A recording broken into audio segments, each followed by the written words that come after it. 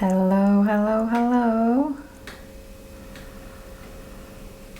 Good morning, good afternoon, good evening. Hi, Britt. Lovely new pic you have there.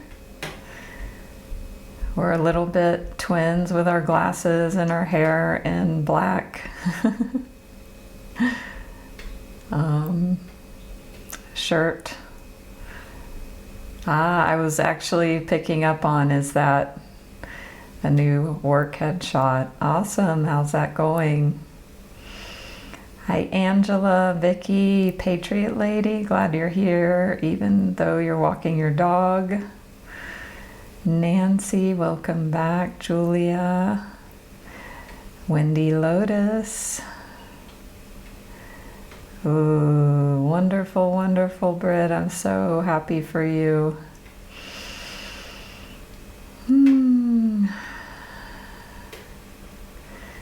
Hello, Kay, Nikki.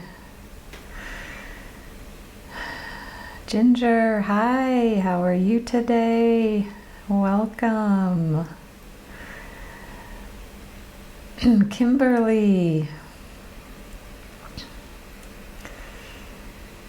Whew. It's been a time. So if y'all know my story, I've said it before about my friend who came to visit me in Phuket a few years ago. And I can't remember if it was at the beginning or the end of the trip, but either way, she was like, it was a time. And it was so funny because we both had our mind in the space of like, we didn't want, I could see her mind running. Is it a good time? Is it a bad time? Is it a challenging time? Is it a happy time? It is a time with a capital T.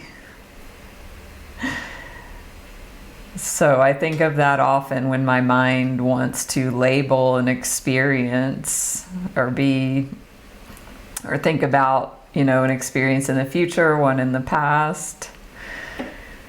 I want to label my time right now. I see the mind wanting to do that as an intense time. But no, I can just say it's a time.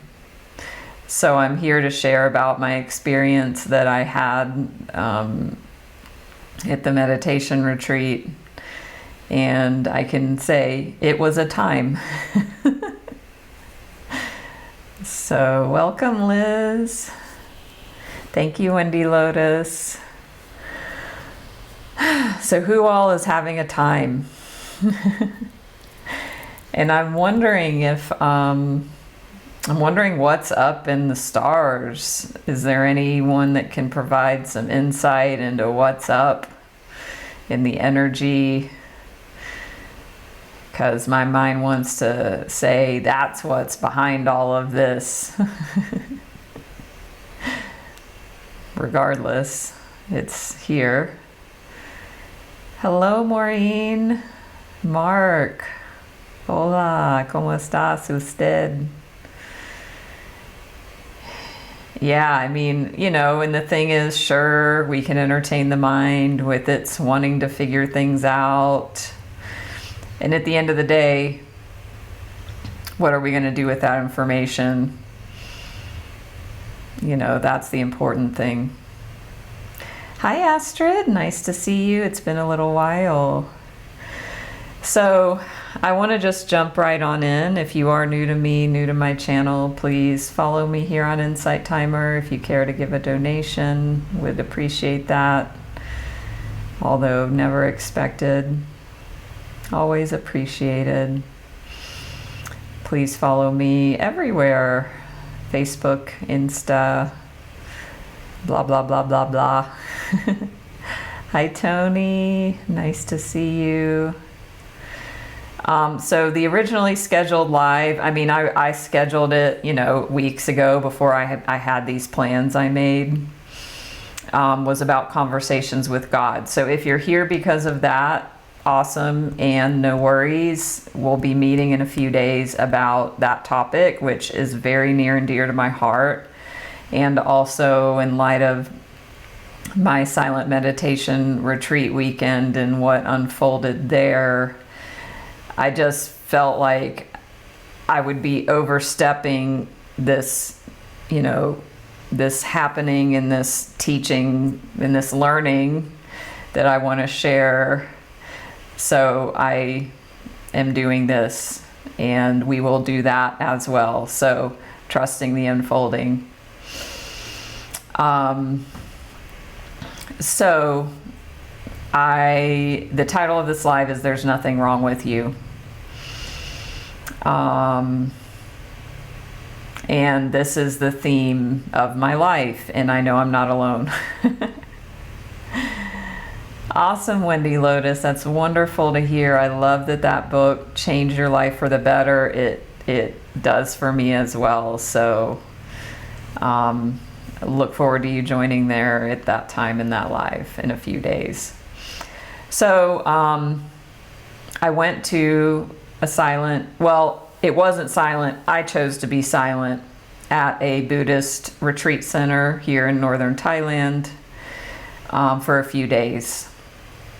So I didn't really want to go. There's been a theme lately in my life. My good friend is here.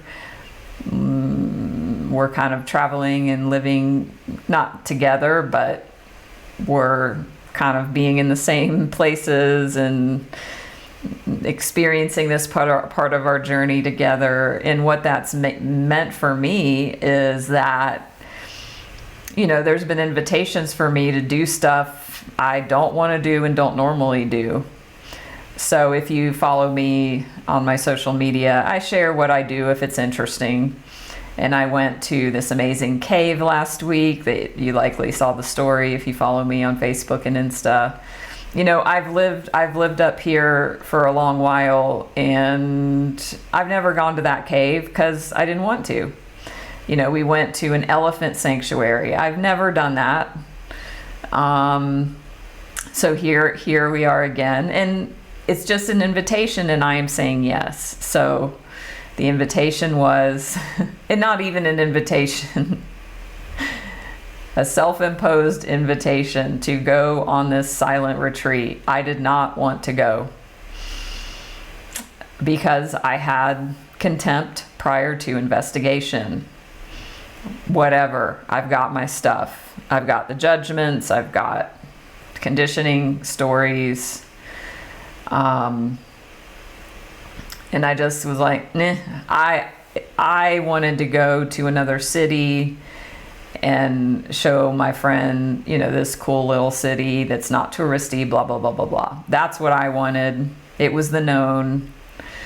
And I knew that they had really wanted to do this retreat. And it just coincided we were there at the same time. So that's how I ended up going. So I went into this retreat with the intention that loving kindness was going to be my primary intention. That no matter what unfolded in my mind or outside, that my intention was to apply loving kindness to it, and then secondarily that I would apply non-attachment. And that I would go into this situation to the best of my ability, seeing that everything that was coming, whether it be external or internal, would be my curriculum for the weekend. So that was, how many of you have been on a silent retreat or anything where you start out with these pure, high level intentions And then it's like you barely escape the other side. You're like dragging yourself as if you've come out of war on the other side. That didn't exactly occur, but it kind of actually is how it occurred. And it's okay. So not having judgment on that.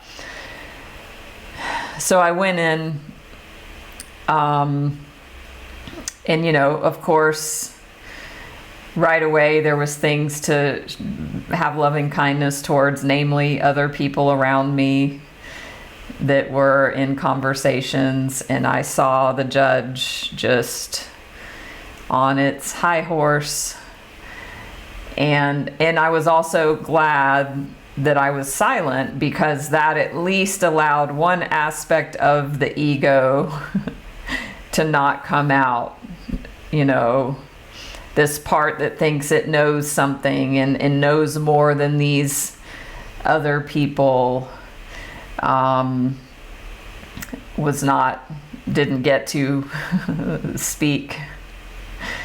So is anyone relating to this so far? Hi, Jennifer. Yeah, so immediately, the loving kindness muscle got to start working immediately, and it very immediately was fatigued to the point of it couldn't work. This one girl that was talking, I was just like, loving kindness to myself. It took, about 10 minutes for that well to go dry. Whew. So guess what? Can you predict what happened after that? The well was dry. So then comes the judgment on myself. Wow, look, you came in with this intention. So basically, the story of the day and the story of the retreat was that I saw the need, or I saw the invitation for loving kindness and compassion towards myself and others. And I could see that that's where I needed to go, or where the invitation was for me to go, and yet I could not make the leap. I couldn't. I mean it to the best of my ability. Hi, Kiana, Samantha, Elizabeth, Liz W, Joanne. So I'm really emotional, and I'm probably going to cry. FYI. Because although I'm sharing this story, with a lightness, it was soul crushing. How many of you have been either just going into a meditation, your daily meditation, or just whatever, like, I'm going to do this meditation, and then you close your eyes and the shit storm unleashes, and it's just chaos in your mind and shit show and horror. So, it's like if you do go to meditation retreats or whatever, or even just your own, or sitting for 5 minutes or 5 hours or 5 days, it's not that this made it worse. It was that there was zero other distractions, so that all I was left with was what is here. And because of the level of awareness that's here, there was no escaping.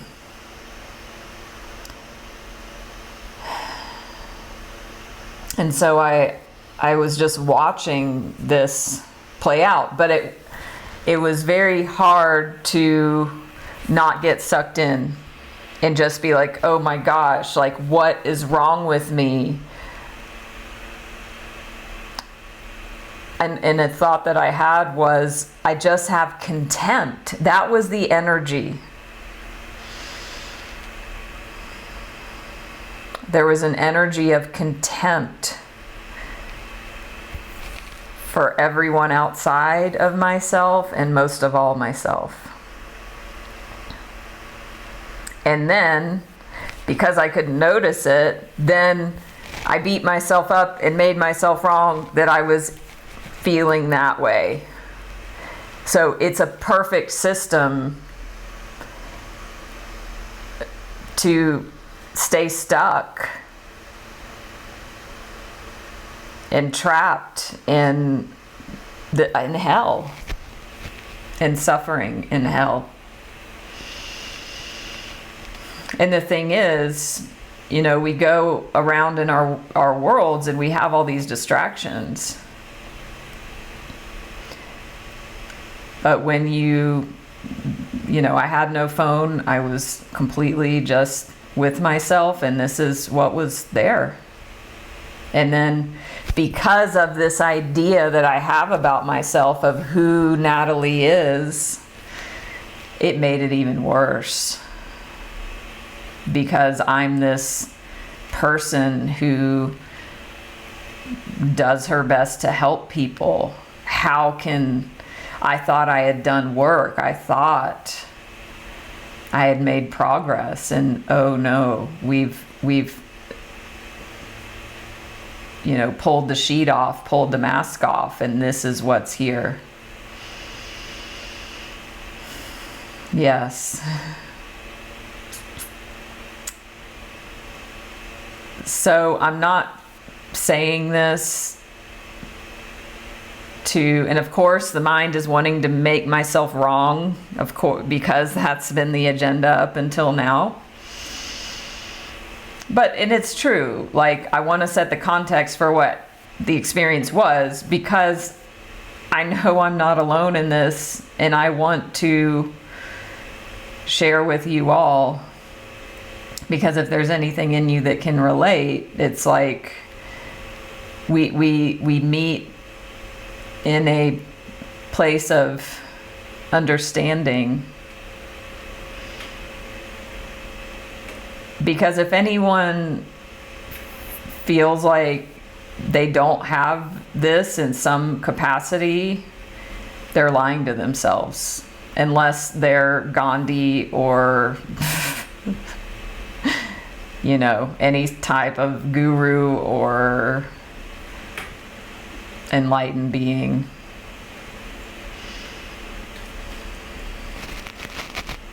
So, thank you. I need to breathe. I get to breathe. So I prayed. I prayed to God that concept. Like, help me. Because then the layer of judgment was, you know all this stuff. You help other people with all this stuff. How can you not be able to do this? So it was this huge extra layer. You know, 5 years ago, 10 years ago, that layer wouldn't be there. It would just be like, I'm stuck in this shit. Now there's this new layer of the ego. So what I saw was I could see where to go. I could see the medicine that was compassion and loving kindness, and good for me that I had that intention going in. But yet in that moment, in those many moments, it was like I see it, but it feels like there's this gulf and I can't reach it. So then I use that to beat myself up even more. And the thing is, it will never end. So there's a book, if you're a coaching client of mine, I may or may not have shared it with you. And also it's going to be coming up into a more primary resource. Thank you. Thank you all. And glad you can relate, those who can. This book came into my mind as I was in these days, called There's Nothing Wrong With You. I've probably mentioned it before. I've given it to clients. I've given it to probably like 50 people. And I have read it, and it's been a while. And I remember when I read it, the impact that it had on me. But, you know, it's one thing to leave an experience in the past.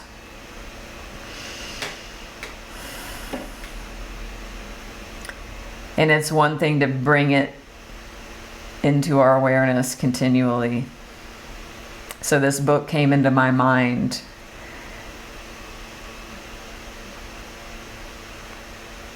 And I started reading it.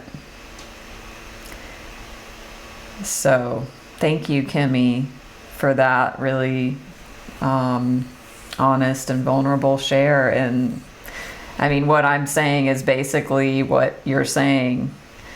You know, I beat myself up because I'm not perfect.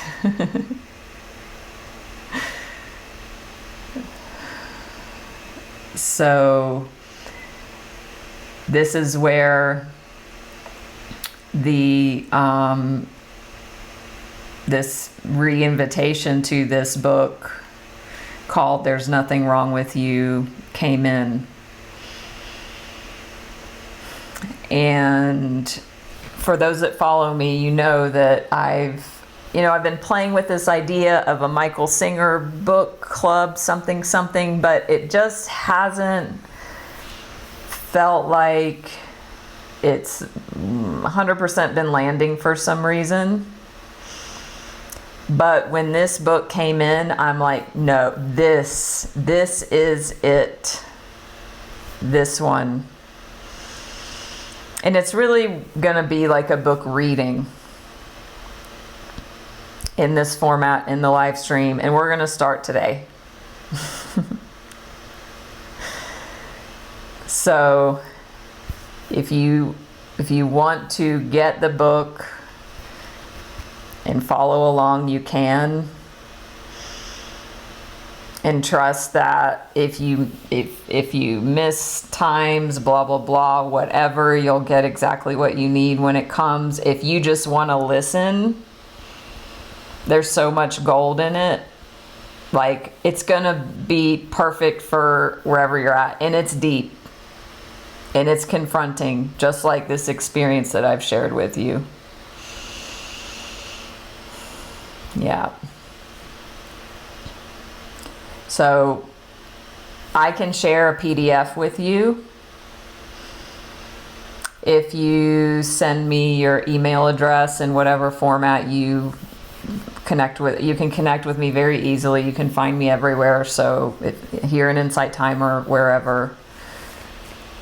And or alternatively, they have the book online. You can search. There's Nothing Wrong With You. You can find it.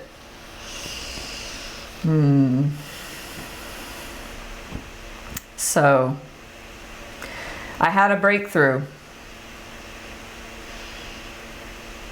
yesterday morning when I woke up. There was it was a Buddhist meditation center, a Buddhist like retreat center and monastery. They had this alms thing for the monks. So it's a thing, monks, they have to get their alms every morning. And so there was supposed to be every morning at 6:30 this thing where you could go into the village with the monks and see the people giving them their food and doing this little ceremony. And I was like, wow, that's the one thing I want to see while I'm here. Yes, Jennifer, thank you. So if you want the author of the book, she put it there in the comments, Cheri Huber. So I get up. I don't exactly know where it is. So I'm like, I'm going to go up to this retreat center part, this one little area. I'm walking up there And I'm like, I know, I feel I'm going to miss out. I feel I'm going to miss it. It's quite disorganized. So I thought, anyway, the point is like, I'm going to go to this meditation hall, but I know the monk stuff is happening somewhere else, but I don't have the energy and I don't want to go searching around. But there was this moment where I was in this crisis of, oh my gosh, I want to go find the monks, but I also just want to sit here and meditate. And what I saw was this system that my mind has set up where I cannot win. I cannot win. If I would have tried to go find the monks and I couldn't find them, then I would have been frustrated, or I would have been rushing. Or if I go sit in meditation, then I'm going to be wishing I did that. It's like a lose-lose. There is no win-win here. So after I started rereading this book, I was like, this is the invitation. I am going to sit down in this meditation hall, and all I'm going to do is love myself for the next while. I am just going to love myself. Every single thought that comes, I'm going to love this thought. I'm going to have compassion for every single thing that arises here, regardless. Because there's no other option, and there's nothing else to do. I'm just going to sit here and love myself. And I sat there in every thought. So this book talks about any thought that's not compassionate is self-hate. So it labels all of this, like the judgment, it labels it as self-hate. It's strong words, but it's true. It says self-hate or egocentricity. Being egocentric or being in self-hate. So any thought that's not compassionate is self-hate. And any thought that's not compassion, the invitation is to not listen to it anymore, and to not give it weight, and to not listen.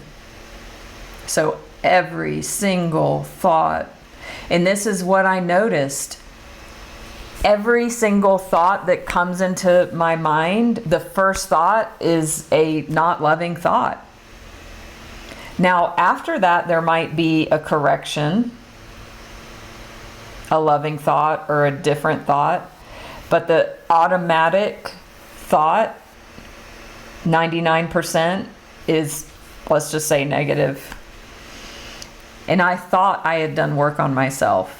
And I was telling my friend this later. I was like, I thought that I didn't talk bad about myself to myself anymore. I thought that I don't have negative self-talk anymore, because I'm not sitting here berating myself like almost audibly in my mind.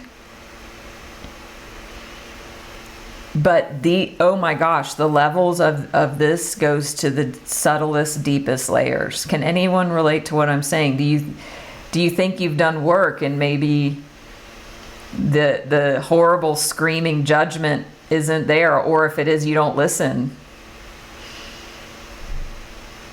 But yet, if you get quiet, underneath, there's these subtle, it's like an iceberg. And so this is and then I made myself wrong, of course. So just, hoping this is helpful so far. But I sat there in the meditation, and every single one, I just was like, I love you. And what I thought of, and as you know that know me know what's on my little lock screen, but little Natalie, this image was burned in my consciousness as, so when I thought to be compassionate, then I thought about her. This was the thing that bridged it for me. From being like over here and knowing compassion is the answer, but I could intellectualize my way over here, but I couldn't experientially make my way here. This was the bridge, because she deserves loving kindness and compassion. That's easy for me to know. Natalie, this adult self, it's harder to access that. But little Natalie, yes, she's beautiful, she's amazing, she's innocent. She has such an amazing heart. Of course I have compassion for her. Now the bridge is, when I'm beating myself up in the moment, to recognize, and this is what I did, I'm beating her up. When I'm beating myself up, or anyone around me, because that's just self-hate projected outwards, I'm beating up little Natalie. And that was the one place I could land on.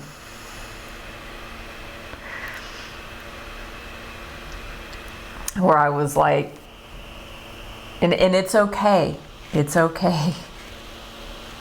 I don't want to beat I went down that spiral, beating myself up because I was beating myself up. Okay. I love you. It's okay, sweetie. I love you.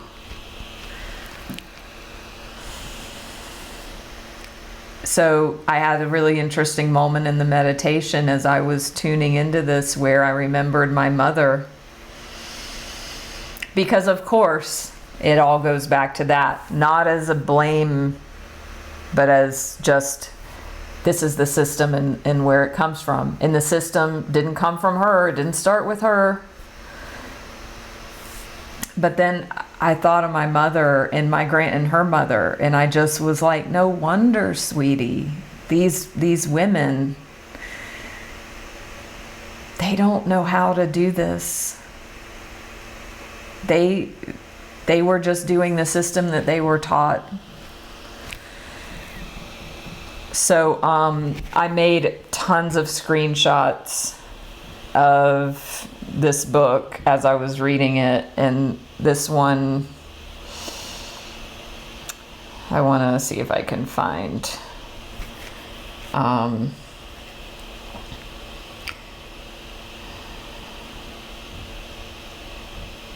Okay, because it was about this mother, parent stuff.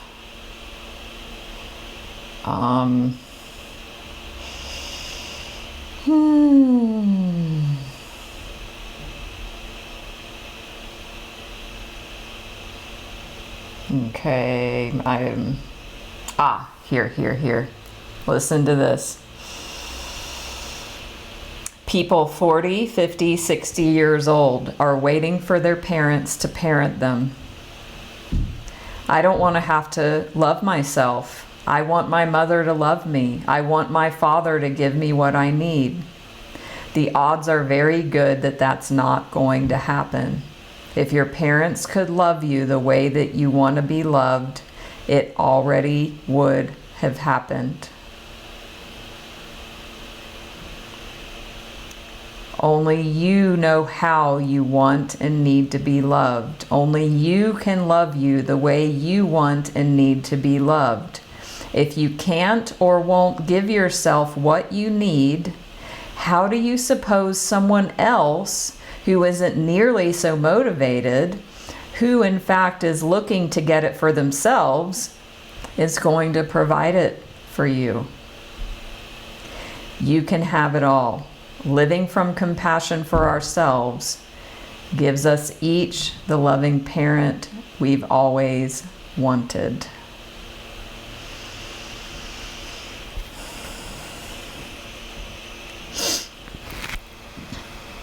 So that's a nugget from the book.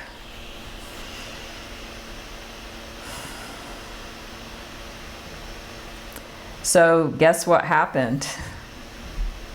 After I went through this experience and started to open a little bit of loving compassion, loving kindness could come in, wow, amazingly, the judgment on the world started softening. There wasn't as much as before.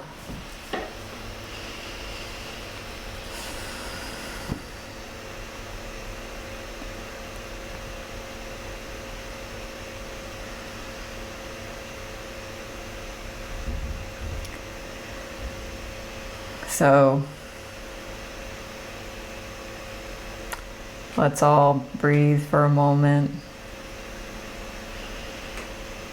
D, yes. Lady Peacock, Carolina, Kimmy,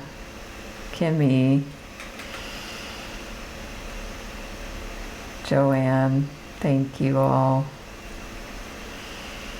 Catherine.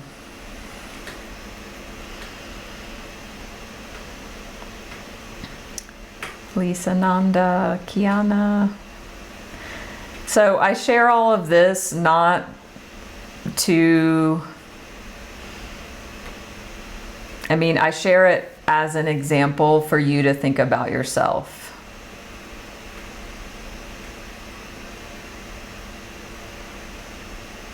You know, a part of me wants to keep this hidden away in secret because of the ego, because there's parts that are worried about what you'll think.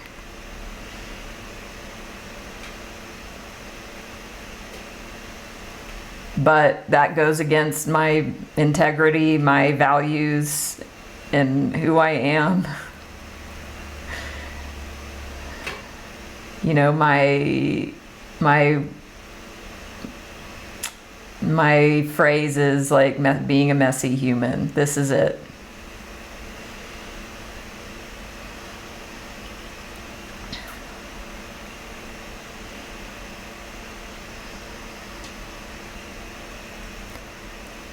So,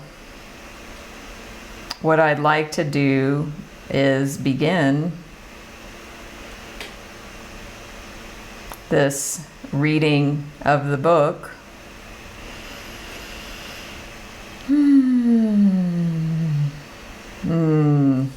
Thank you, Kimmy. That's a beautiful quote. Hi, Suze.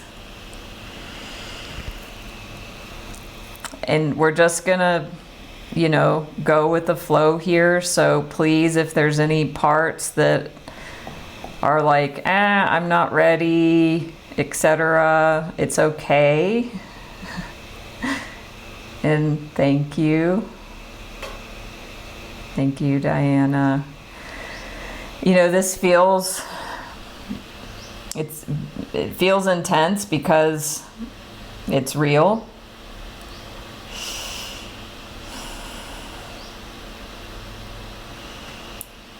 Yeah, Angela, I call it being a messy human because for me, this is just what resonates for me.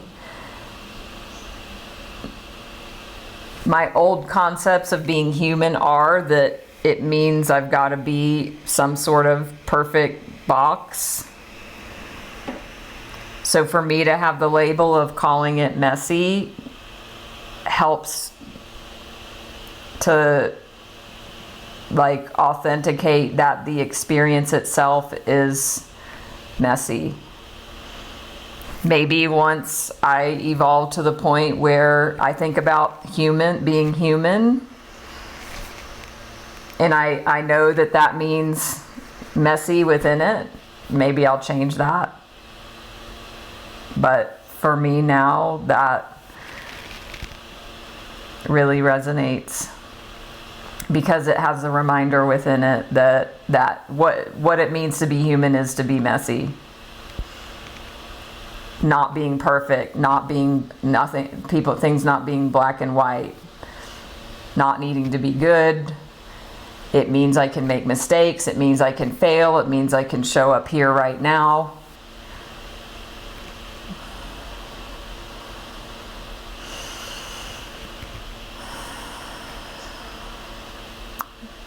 So that's a great question.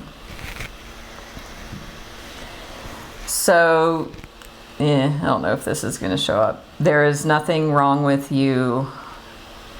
This is the copy I have. Revised edition, Going Beyond Self-Hate. A compassionate process for learning to accept yourself exactly as you are.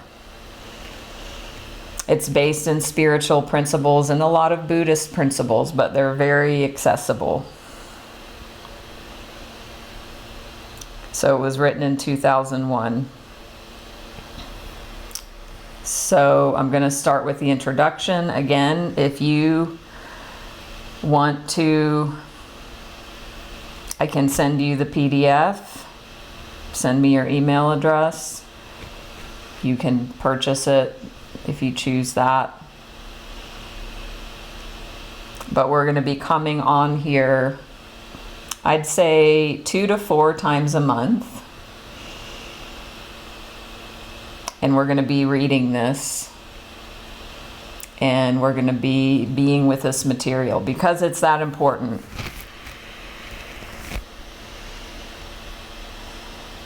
And so, and again, just allow yourself to be human, messy. If you just trust this process, because that's all I'm doing here. I got a full body fuck yes about this, so I'm just following that and trusting it. Bring your friends if you think this person might really love this, all the material that's been talked about. Also, these are recorded, and the recordings will be available on my YouTube. Subscribe there. So, introduction. And this is a lot of like first person. When I began guiding people along a path of spiritual growth, I realized that much of my role was to be an external representative of the unconditional love and acceptance they were seeking to find in themselves. I also realized early on that they didn't know what they were seeking or that I was playing that role. So we proceeded with a teacher representing the loving, structure-providing, safe mother-father, as well as the wise, compassionate Savior who would give them peace, clarity, and freedom. Some quickly concluded that I could not give them what they were looking for and moved on to find someone who could.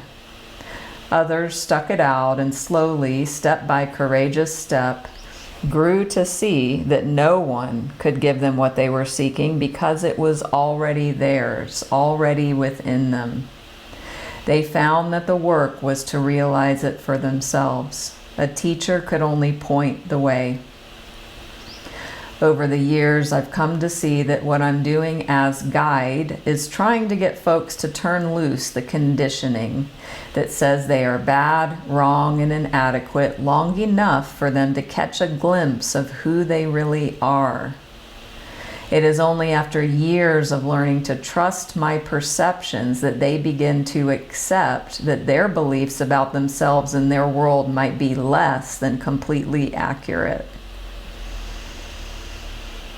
Every spiritual path tells us that what we are seeking is inside us. When we are children, we learn to stop looking to ourselves to know what is so for us. We rely on others to tell us. We look to parents, teachers, friends, lovers, husband, wife, children, Jesus, the Buddha, God, all out there.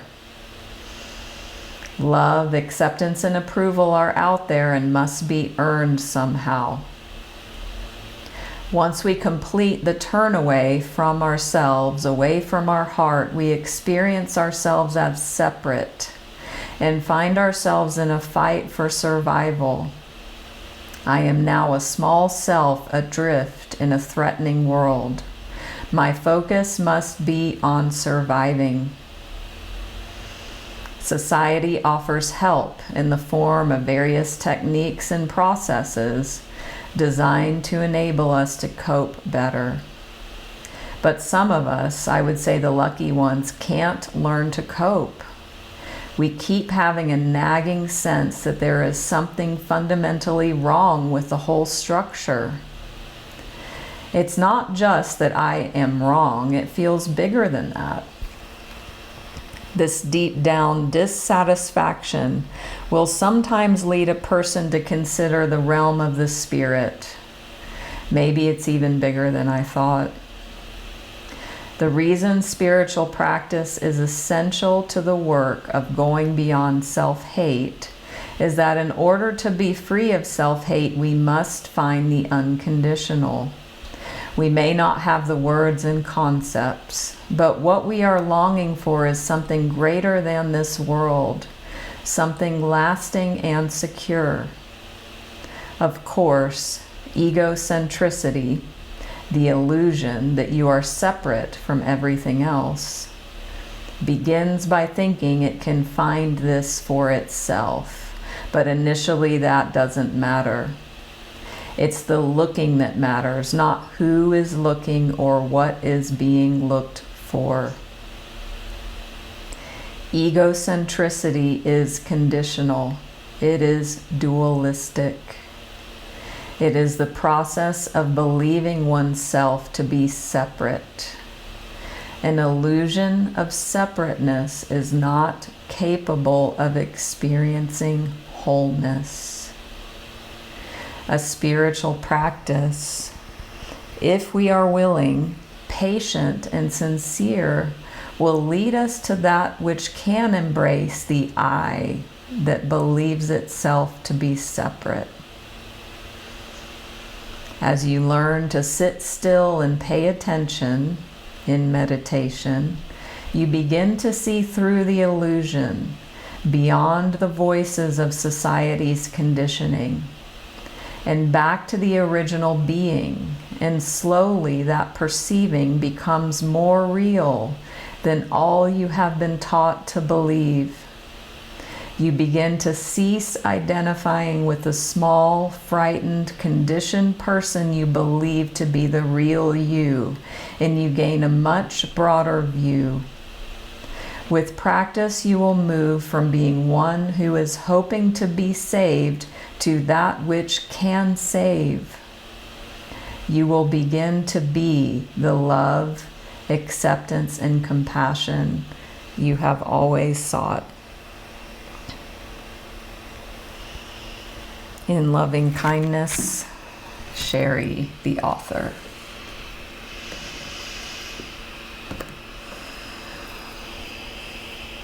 So we'll pause there. I move to tears.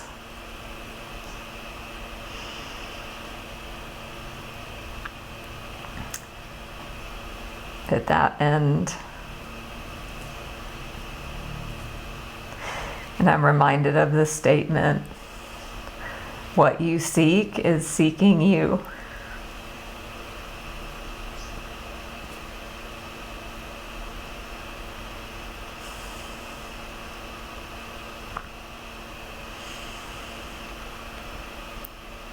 So who's ready? Who's ready for this? It's not easy. It's so simple.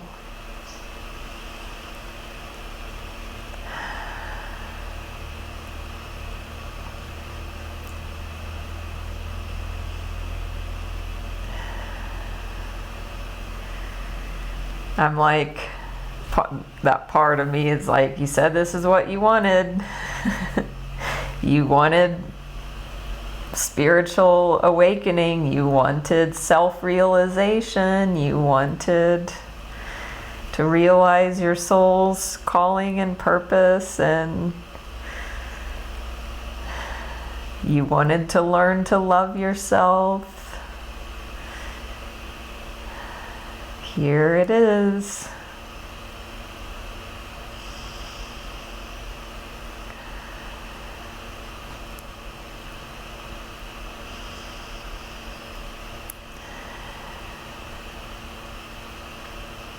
So Thank you for your donations that have come through. Ooh, interesting, Liz W. Hi, Rochelle. So, yeah. So the first step, if you feel called to, is to get this text book. It's called There's Nothing Wrong with You. Or no, There Is Nothing Wrong with You. Is that what I said? Yes, There Is Nothing Wrong with You. Going Beyond Self-Hate, a compassionate process for learning to accept yourself exactly as you are.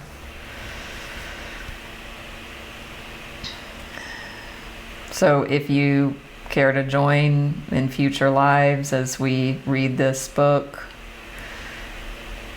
take the first action you can take is to get it either by emailing me, and I'll send you the PDF,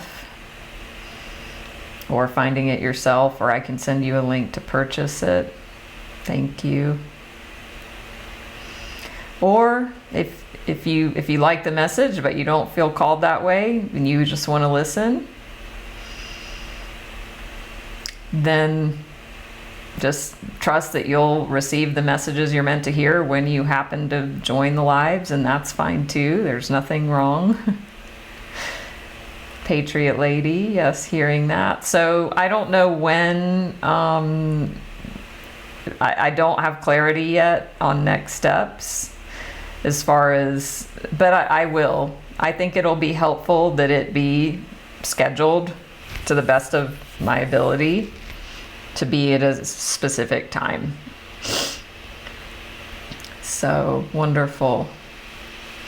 Rochelle, yes, and this, I would highly recommend this for you and everyone here. There Is Nothing Wrong with You is the name of the book. I can send you a link to purchase on Amazon or wherever. Well, that's the link I would send you. Because this goes to the fundamental, deepest roots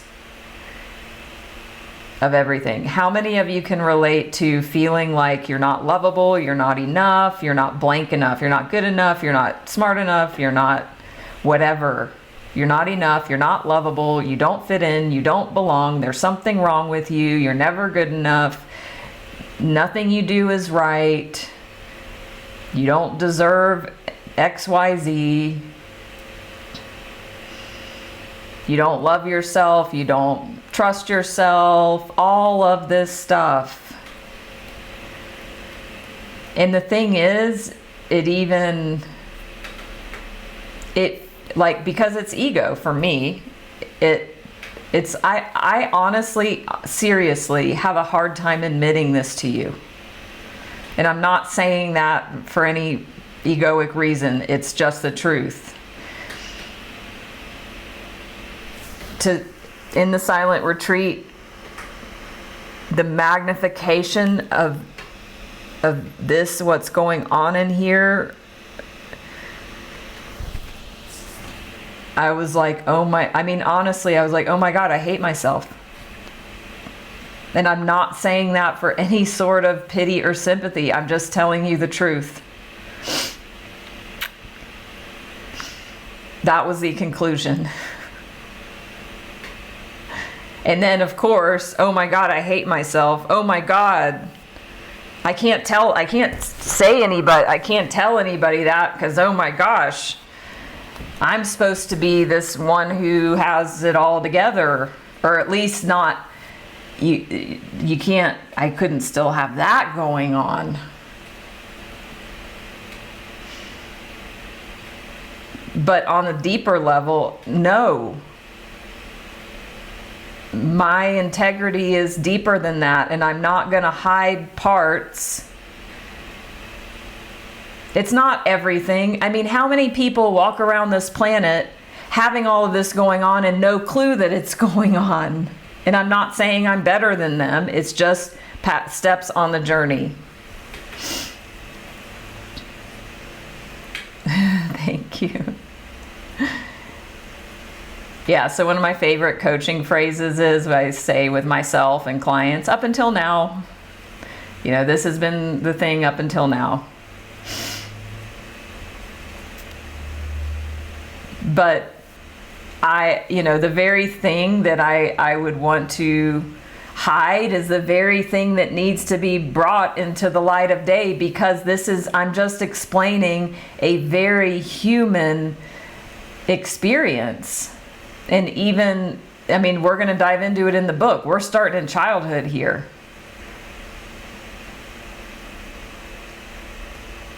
Because it's called socialization. And the book will go into this, the process of socialization. As kids, we're taught, don't do that, don't do this, don't climb trees, don't go outside, don't talk to strangers, eat your vegetables. If you do your homework, you'll get ice cream, or you can watch TV. If you don't, then you'll be punished. All of this stuff. It makes sense. It comes from a good place, but then we grow up with this paradigm of good, bad, right, wrong. I'm going to be punished if I'm bad or doing something wrong, and I'm going to be rewarded if I do something good. The whole system leads to this whole experience.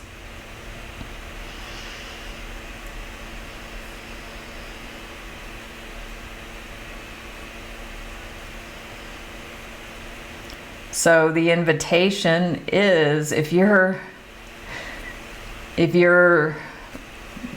really ready, and I'm in.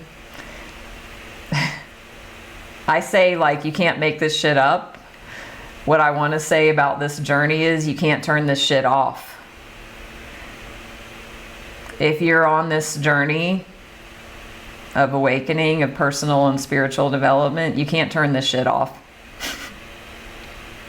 That ship has sailed. Which is good news or bad news, depending on if you're in acceptance or resistance.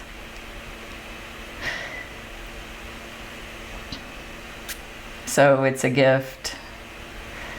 The suffering is our greatest gift, because the suffering is the thing that allows the awakening. And no, we don't have to suffer, and that's kind of how it usually goes. I created so much suffering in my head this weekend. Bless my heart. And it's okay.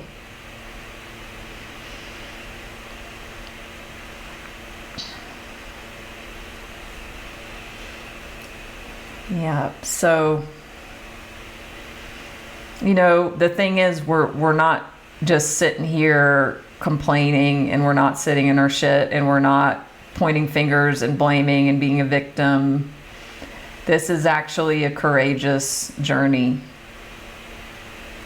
This takes so much courage, willingness, patience, and commitment. Because it's so easy to collapse it back into the I'm wrong story, because it's been there since we were kids. So you can ask yourself, if any of this resonates, are you ready to take a stand for yourself? I don't want to hurt her anymore, and it's okay that, and I'm not making myself wrong that that's happened up until now, and moving forward, she deserves nothing but love.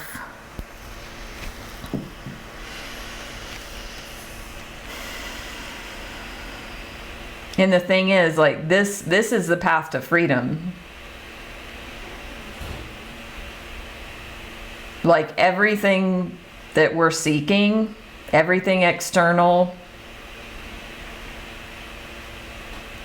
actually, this is the answer. This is it's all inside of us, as we all know. Awesome, Jennifer. I love reading all of your comments and your declarations. So, you know, for me, the biggest lesson was like when I noticed the judgment and the negative thoughts about anything, it could be about anything. I then remembered back to, oh,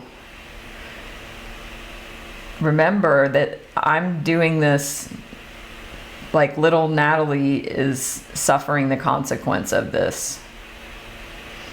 I don't want to do, it's, for me right now, it's harder to make the leap to my adult self, and that's okay. We meet ourselves where we are. I mean, this is, the first step is to even be aware of any of this, right? Is to be aware that this is a thing. The second step is to be aware of it as it comes up in the moment. And then the next step is, okay, then that means I have a choice. And how do I want to respond? And what am I going to choose? Am I going to choose fear or love? And when I choose fear, then I can do the process again and until I can meet myself with love.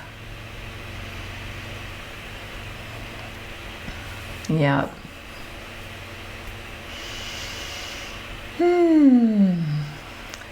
So thank you all for joining. If this has been helpful, let me know. If you are new, don't forget to follow me here on Insight Timer, Facebook and Instagram. I'm also starting a new email newsletter. Send me, if you care to, your email address. I have just sent out and posted on my website my truth excavation journey. I'm so excited. It's finalized. It's here. Thank you all who gave feedback on that. I have taken it into account. If you don't know what that is or what that means, send me a message. It's a powerful guided journey to help you get deeper into the truths inside of your being and your soul that are ready to be revealed.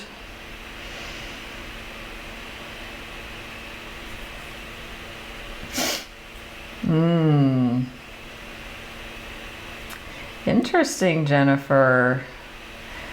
Yeah, I love all the new iterations of 12-step work that has been coming out in different ways and formats and practices.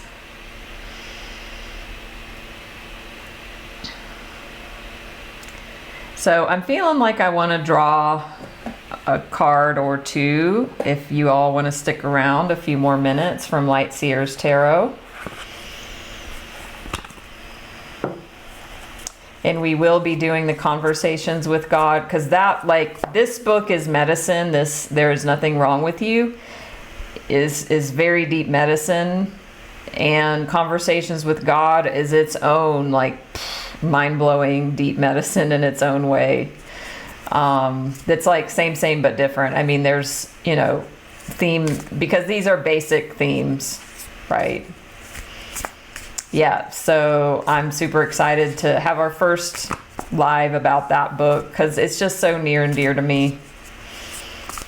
Awesome, Diana. Kiana got Light Seers today. Amazing. Ooh, thank you, Kimmy. What a beautiful affirmation. You are courageous, whole, and you stand in your power. And Liz, love your words. Embrace your inner wisdom, your inner beauty, your power, and you embrace that you are amazing just the way you are. Wonderful, Maureen. Thank you. Okay, let's see what we've got. Ha! Ha! Ha! Ah! I feel like going, ah! Oh my God, this makes me want to cry just looking at this image. I feel like this image is saying, like, you found the solution, you found the answer or a solution. Like, you've got it. To me, this reminds me of the Buddha, who, when he became enlightened, he looked up and laughed or something like that. And it's like when we do awaken, it's like there's nothing serious going on here. Everything we've talked about today is really heavy and serious and whatever. It's just not a judgment. And also, when we do awaken and we come into this lightness of being, and when we realize that the answer is inside, that we are the ones we've been waiting for, nothing and no one will save us because no one can. And we realize that it's all within us. And we look up and laugh, and then we see, oh, here's the path. It's like the path, once this realization has occurred, then it's time, then we can start up. The path reveals itself. And also, we don't need to go up. We're fine here. We're perfect, imperfectly perfect here. And also, here's the invitation to the next level.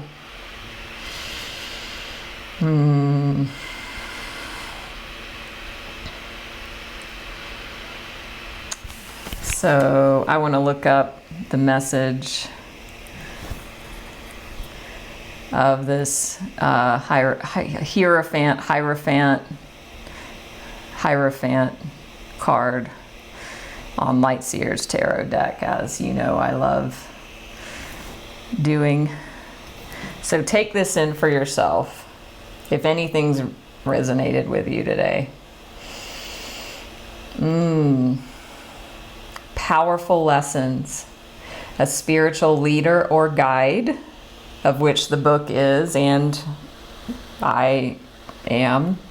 A time to have faith, enlightenment, awakening, in service of spirit, finding your own path, an awakened soul, transformation and transcendence, new paradigms. That's exactly what this is about, is new paradigms.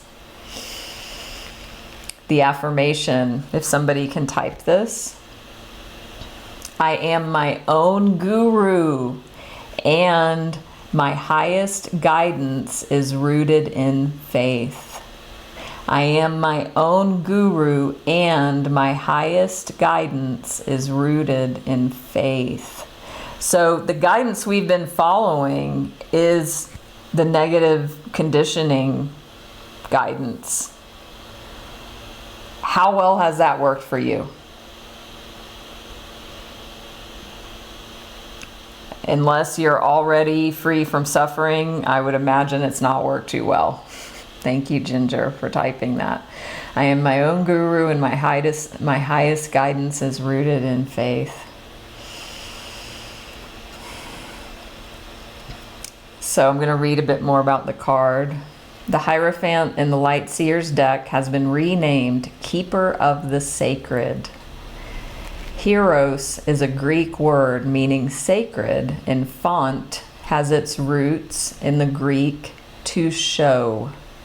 This old soul has always known that his primary path in life was to show others the sacred, and he sits at the base of your step-by-step spiritual journey, welcoming guests with open arms.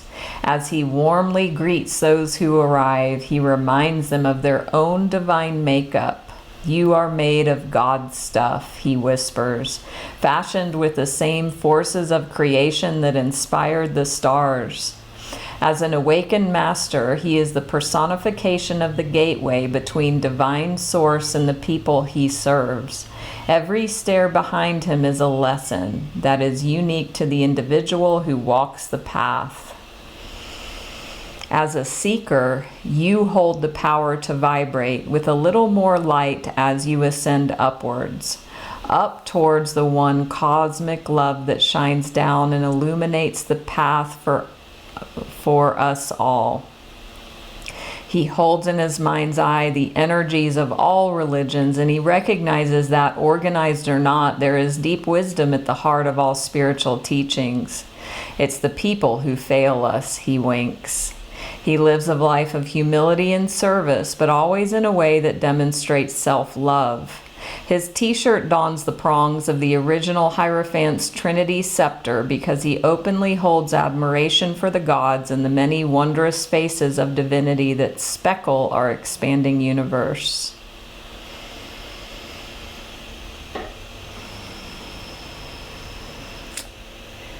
So, you know, what even made me think of that is even me showing up in the ways that I explained in this whole thing is a demonstration of self-love. This is what it looks like.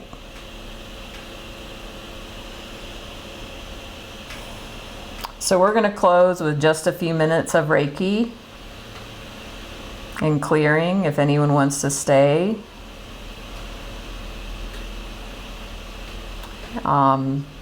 Or if you see this recorded, you can participate as well. So let's close our eyes.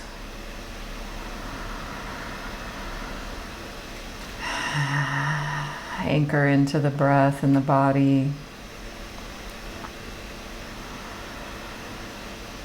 Bringing to mind that image on the card, the keeper of the sacred.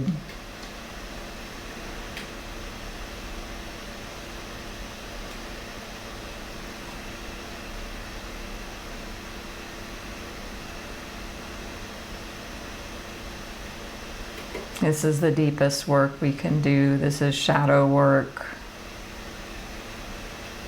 Bringing the shadows to light. We are instruments of this transmutation. And with our light of awareness and presence, that is the crucible. When we stay with ourselves and maintain our presence unconditionally and keep coming back to love, we heal anything that is less than love. And we heal it for our lineages as well.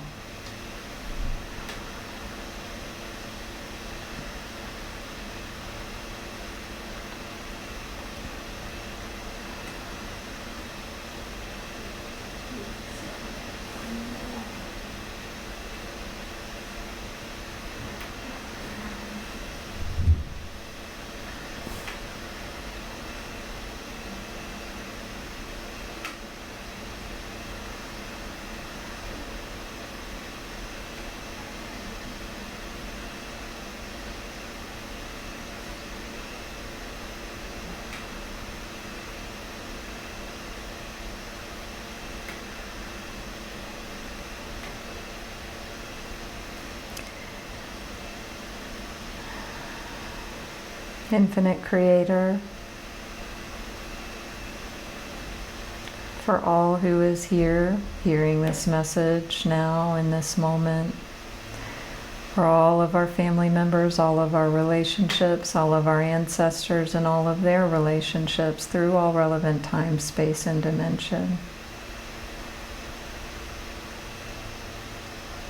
For all times, places, spaces, circumstances, events where we were diminished, where we were told we weren't enough, where we were punished, where we were abused, beat down, minimized, where we learned to adapt, survive.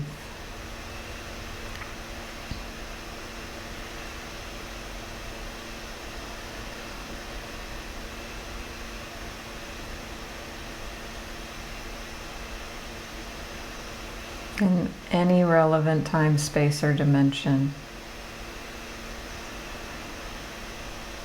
Please help us all forgive ourselves, forgive each other, forgive all people, and all people forgive us. Completely and totally, please and thank you. Please and thank you, please and thank you.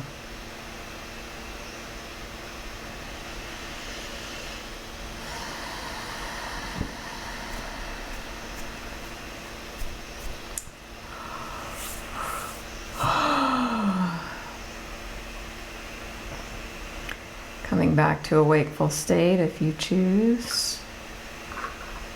I'm so grateful for you all here today, everyone who joined. Don't forget too to check out my new premium track, the Ancestral Clearing Prayer, called Comprehensive Abundance Prayer. So if you're a premium member, please listen to that 4-minute prayer. If you have any struggles with abundance, of which that's another juicy topic we're also diving deep into here.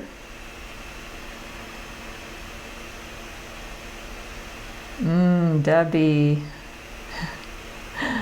Interesting about those movie titles. Wow. You're welcome, Dee, Carolina. Thank you all.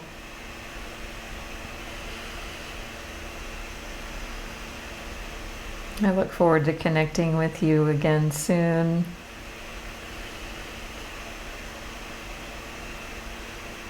Let's all be gentle on ourselves. What would it be like for you to show up on your own side, on your own team, in your mind, in your thoughts, in your life?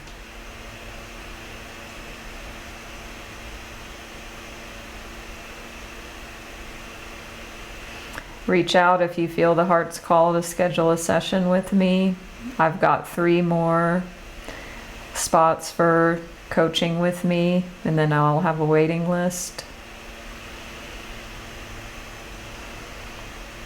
And this is for you if you're ready to take the deep dive. The unknown is unknown. And when we do this with support, we're not alone. Thank you all so much. See you all very soon. Much love. Namaste.